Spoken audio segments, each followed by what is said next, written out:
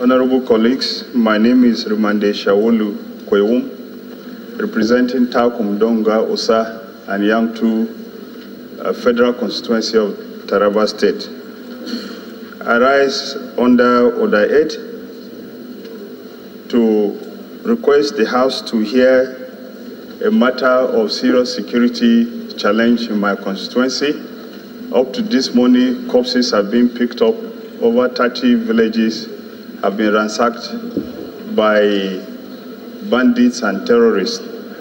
I would like the House to consider the matter as urgent.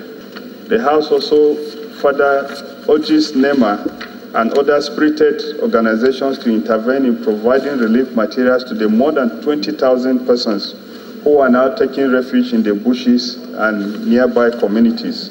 I so move. Myself and Honorable Danjuma Shidi did a motion on the attack that took place on some communities in Takum local government area.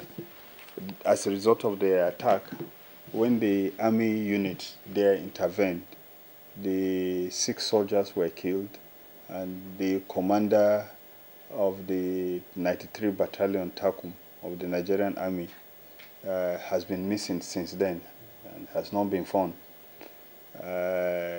We thought that that was going to be the high point of the attack, but the attacks have continued. As at the moment, the number of people that have been killed since that time is getting close to 100.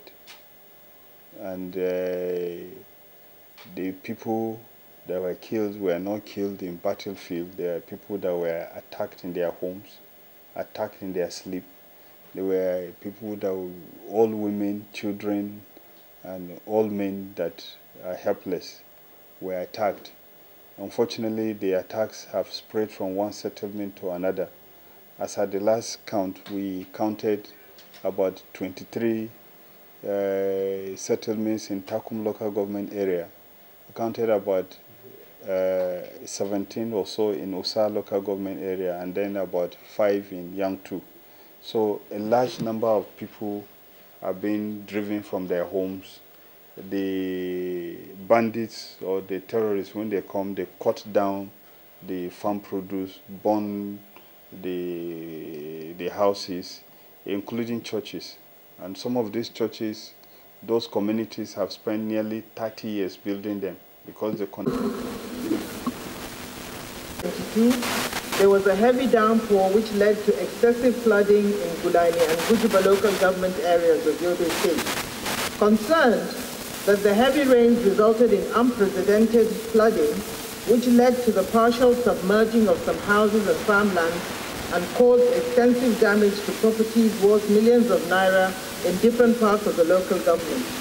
One of the communities most affected by the rainfall is Bumsa, an ancient community in the Gulani local government area of the state, where about 85 houses were being affected by the floods. Others include Kukwa town, where over 30 houses and shops were affected, and in the northern part of Bularafa, about 50 houses were also affected. In the northern part of Zuru, 20 houses were submerged. Gulunkutu community was completely washed away by the floods. In Duyu, Kotom, Duchi, and Kojale, dozens of houses also collapsed. In Gujiba local government area, the following towns were also affected by the floods: Ligdir, Garindoya, Kukwatasha, and Bunigari.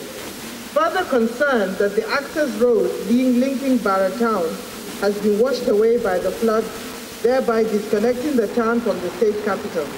Other places disconnected are Dokshi, Bularafa, Bumsa, Sabai, Jibulwa, Barak, Gogure, Kushimaga, Garintuo, Chachaba, Gulani, and Ruhu. All the culverts had also been destroyed, causing the roads to be structurally unsafe. Worried that the flooding has caused several people to become displaced and homeless, lacking in shelter and other basic human needs. Some of the displaced persons are temporarily residing in public buildings such as schools and mosques, which in itself poses health and safety issues.